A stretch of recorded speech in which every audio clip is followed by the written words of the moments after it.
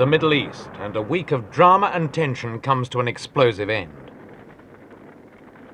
This was the scene at the Zaka airstrip in Jordan recently, when the massive pall of smoke from 3 blazing airliners told a world which needed no reminding that the Palestinian guerrillas meant business.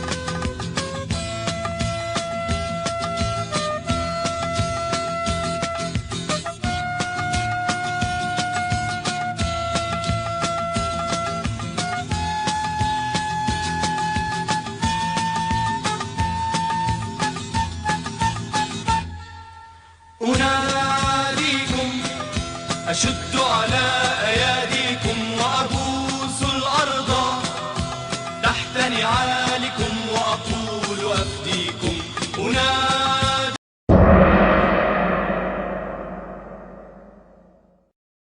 Hello folks, today I'm making a special video about Palestine, which is one of the few remaining apartheid states in the world. The so-called rule-based order rulers ignore. It is a human rights abuse that has been going on for decades, almost a century, where the colonial state of Israel has been degrading, dehumanizing, and slowly but surely trying to get rid of the Palestinians.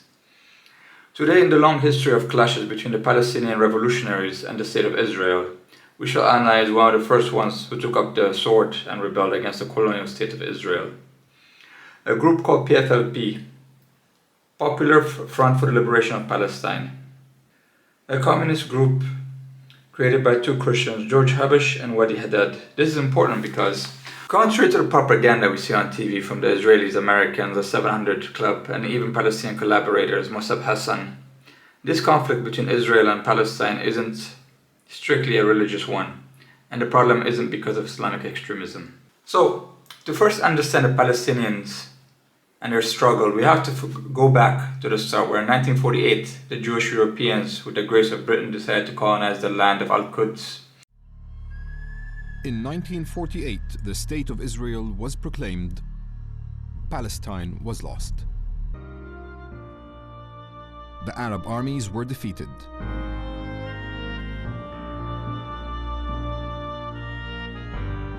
The newly declared State of Israel seized control of most of Palestine, with the exception of Jerusalem, the West Bank, and the Gaza Strip.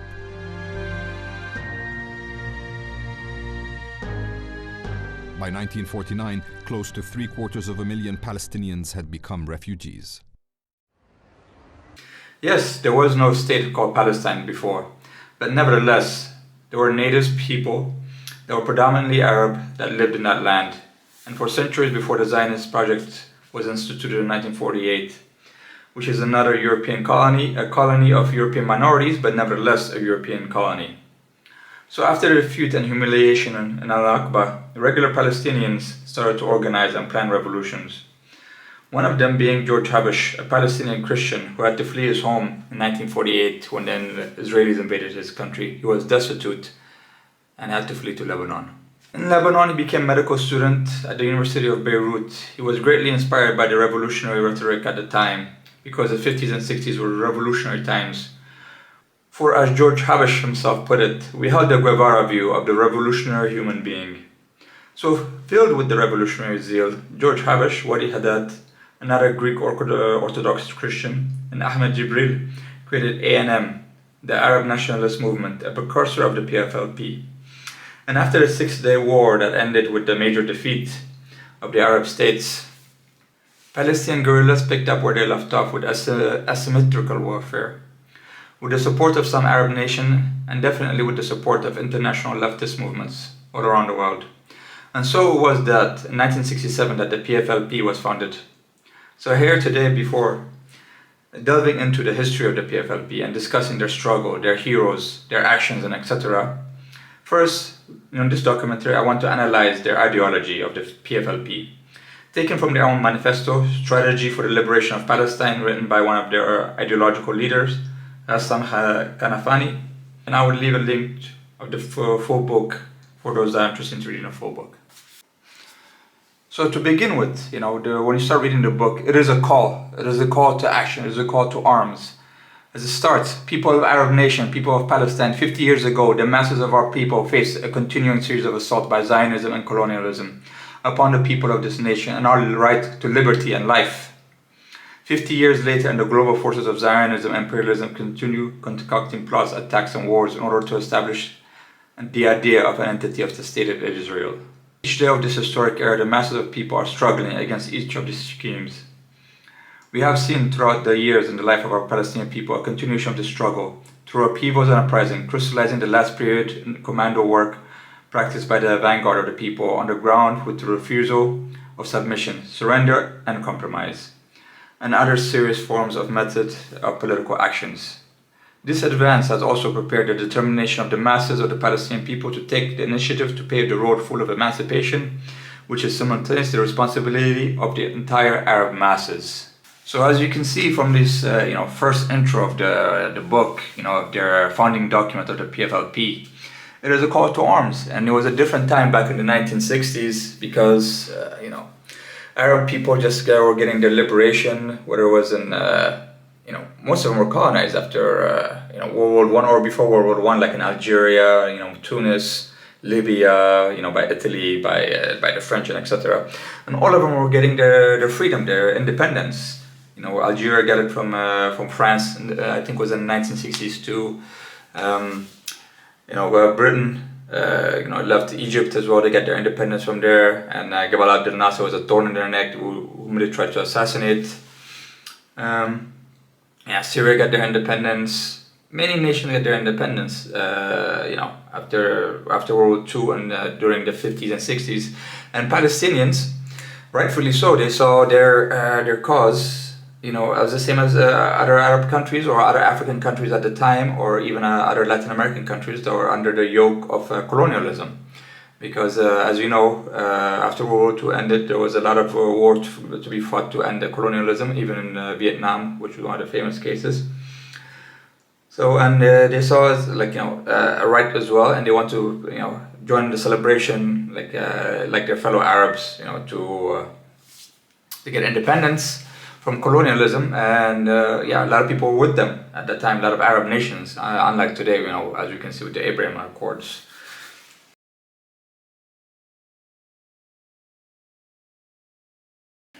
Further delving into the PFLP strategies of revolutionary strategies, number 1, they discuss the importance of political thought. The PFLP stresses on having the intellectual and education on philosophy to have a clear vision of the Palestinian future and struggle.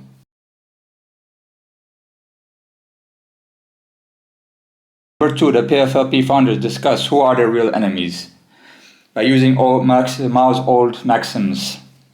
The book goes, who are our real enemies? Who are our friends? This is a question of the first importance for the revolution.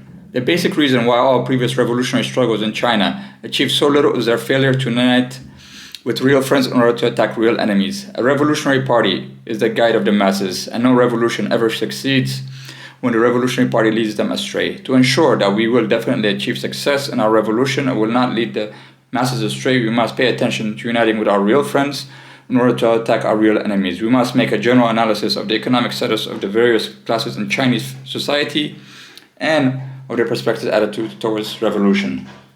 So, to no one's surprise, number 1 on top of the list is Israel.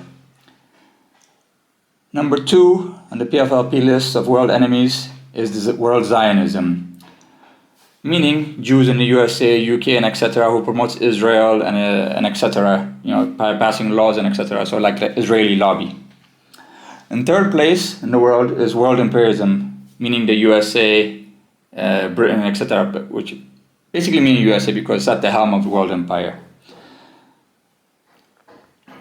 The PFLP writes, fourth on top of the list of enemies are the Arab reactionaries represented by feudalism and capitalism, meaning the Arab states like Saudi Arabia, Emirates, and etc., who get lucrative deals in the capitalist global order in return turn a blind eye to the sufferings of the Palestinians and other Arab people or Muslims in the world. As we have seen recently with the Abraham Accords,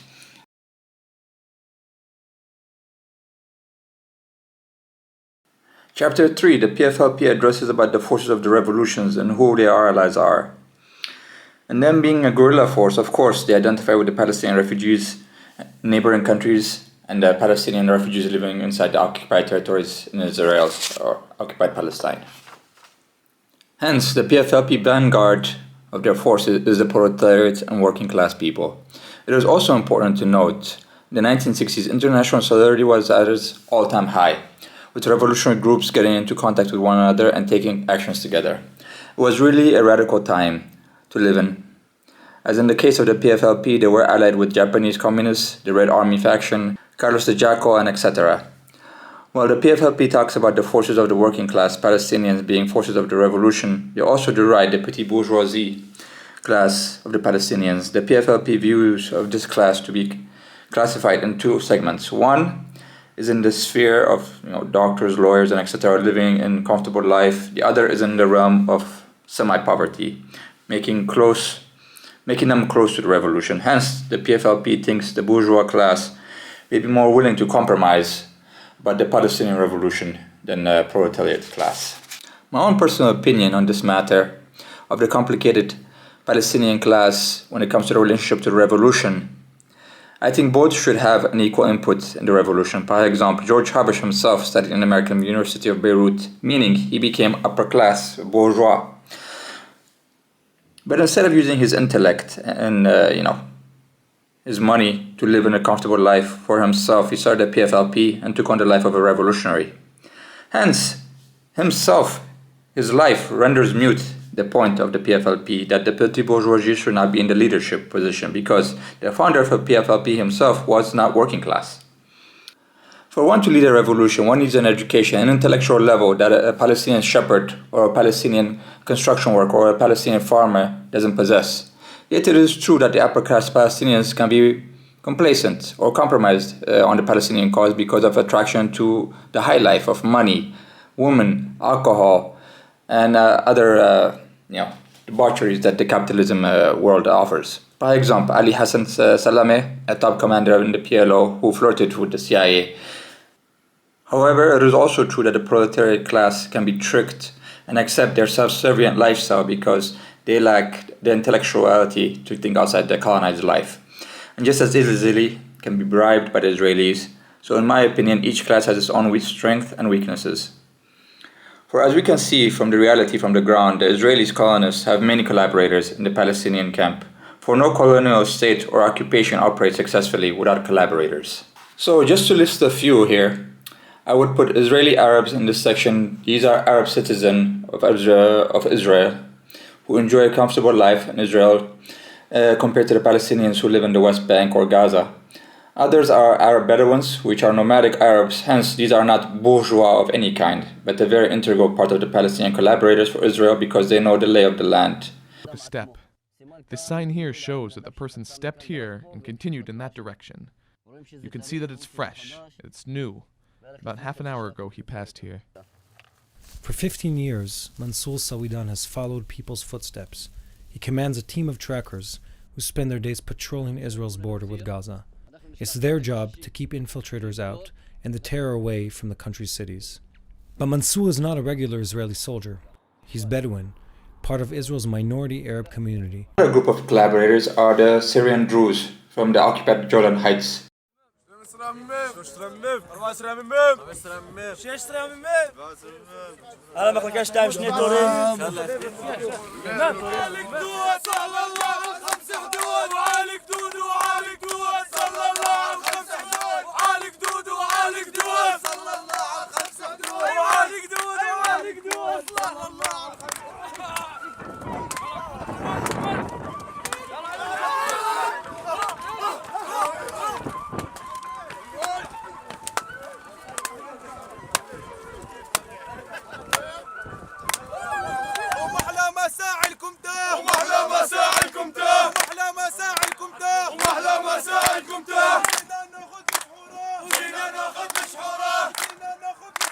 وجينا ناخذ مشحوره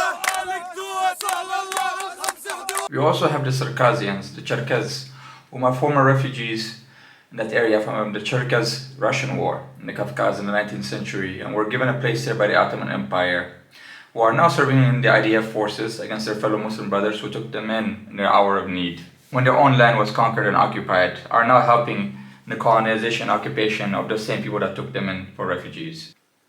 Chapter 4. Facing imperialist technological superiority. No one can deny that technological advantage is imperative in modern warfare.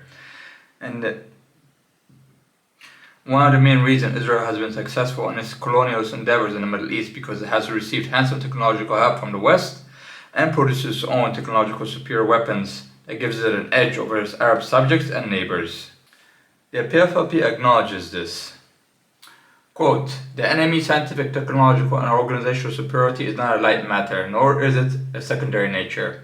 On the military level, this superiority means quick mobilization for the enemy, the volume of mobilization, the standard of training, the high quality of military leadership, surprises in arms and plans during the fighting, overall superiority in arms and modern warfare, and the ability to control and use them with shock speed. For this, the remedy of the PFLP for the lack of technological military prowess compared to the Israeli military machine is to emulate General Giap from Vietnam and his guerrilla warfare tactics against the United States military. Quote, Giap, the balance of our forces decidedly showed up our weaknesses against the enemy power. The Vietnamese People's War of Liberation has therefore to be a hard and long-lasting war in order to succeed in creating conditions for victory. All the conceptions born of impatience and aimed of obtaining speedy victory could only be gross errors. It was necessary to firmly grasp the strategy of the long-term resistance and to exalt the will of the self-supporting in order to maintain and gradually augment our forces, while nibbling at and progressively destroying those of the enemy. It was necessary to accumulate thousands of small victories to turn them into great successes, thus gradually altering the balance of forces and transforming our weakness into power and carrying out final victory.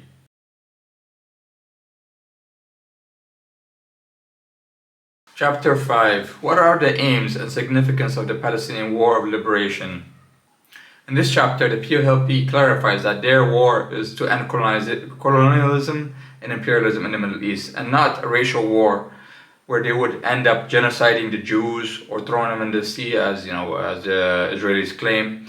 No, their plan is to have a democratic state in Israel or Palestine for all the faiths and races to live in, putting the lies of the apartheid state of Israel and USA and world Zionism to rest. Chapter 6. The PFLP discusses no revolutionary party without revolutionary theory. In this chapter, the PFLP stresses the importance of having a revolutionary party, for they believe that the previous failures of the Arab leftists and communists is failures of the parties themselves for in their structure, formation, and strategies. Moreover, the PFLP stresses the importance of being open-minded and fluid in their political thought, which is true. Even Niccolo Machiavelli made note of this in his book The Prince. That is, the most fanatical and the most dug in their convictions that a political and military leaders are, that the most likely they would fail, because it is not a strength but a weakness, for they cannot adapt to every danger, and if there's a tidal wave, they would be swept away or broken in half like a firm tree in the midst of a tidal wave. The PFLP quote, modern day capitalism is not the same capitalism of Marx's time, without alteration or change, and the class structure of a backward society is not the same structure of that of an industrial society. The nationalist manifestation which the European bourgeoisie tried to exploit to serve its interests is not the same as nationalist manifestation appearing in backwards countries, when nationalism acquires a revolutionary concept as a framework for the mobilization of the enslaved against imperialism, the highest stage of capitalism. Contemporary capitalism is not the same capitalism of Marx's time, without alteration or change, and the class structure of a backward society is not the same class structure of an industrial society. The nationalist manifestation which the European bourgeoisie tried to exploit to serve its interests is not the same nationalist manifestation appearing in backwards countries, where nationalism acquires a revolutionary concept as a framework for the mobilization of the enslaved people against imperialism, the highest stage of capitalism. Understanding Marxism in a manner which enables us to take all these differences and to benefit the revolutionary theory provided by the revolutions of the century from all theoretical efforts which have emanated from the enriched Marxism instead of the stopping and become fossilized in the frontiers is the fact that scientific Marxism understanding of this theory, that contrary is true of any attitude towards Marxism as a fixed doctrine. Chapter 7, Party of the Masses. In this chapter, the PFLP talks about how they can appeal to the masses and how they can win hearts and minds of the masses for them to rise up. And yet again, quoting Mao Zedong, to link oneself to the masses, one must act in accordance with all the needs and wishes of the masses. All work done for the masses must start from their needs and not from the desire of any individual. However, well-intentioned, it often happens that objectively the masses need a certain change, but subsequently they are not yet conscious of the need and yet willing or determined to take the change. In such cases, we should wait patiently. We should not make the changes. If we try to go on the offensive when the masses are not yet awakened, that would be adventurism. If we insisted on leading the masses to do anything against their will, we would certainly fail. If we did not advance when the masses demand advance, we would be rightly opportunism. In Chapter 8, Building the Combatant Party. In this chapter, the PFLP discusses the structure of their fighting force. It is very detailed, 6 integral points, which are very detailed to make sure that the combatants know about the politics and that they're loyal to the cause and to the political party, and making sure that the political cadres are not just some bourgeois elite disconnected with the hardship of military warfare. In this chapter, the PFLP discusses democratic centralism and how the guerrilla force is governed. How shall the leadership of the organization be determined? How shall it be changed in the event of such changes being necessary? How shall relations be established among the various ranks and leadership? What are the relations between the leadership and the members of the organization? How shall the organization face its problem and contradiction? How shall it settle the political positions where there is more than one point of view concerning the position of that issue? How shall the organization keep discipline and preserve the unity of the party? How can it make the party relations are basic relations among the members of the organization to which all the personal, family, regional, and other relations shall be subservient? How can the organization discover qualifications among its ranks and open before the qualified elements opportunities to show the responsibility that are commensurated with their qualifications? How can the organization maintain a strong discipline that is indispensable for the success of the party and the execution of its policy and programs without this discipline being at the expense of the member's dignity or rights of development of its personality? So for this they use democratic centralism. And quoting them again, democratic centralism is the basic principle on which all revolutionary parties that have led the revolutionary of this age have been established. Consequently, the validity of this principle of organization does not rest on its soundness from the theatrical point of view alone, but basically on its validity as established by the practice of and the experience of the revolutionary actions. Democracy inside the party means the right for every member to know the party's strategy, political positions, and main plans, and the right to discuss and express opinion on all these matters, to present his opinion in full freedom on all matters, even though his opinion may be wrong, the right of every member to know everything within the limits of the party's security, his right to discuss party strategy and position without any restrictions, and his right to criticize and stand in the face of error must be protected, legitimate right, and this is the foremost meaning of democracy.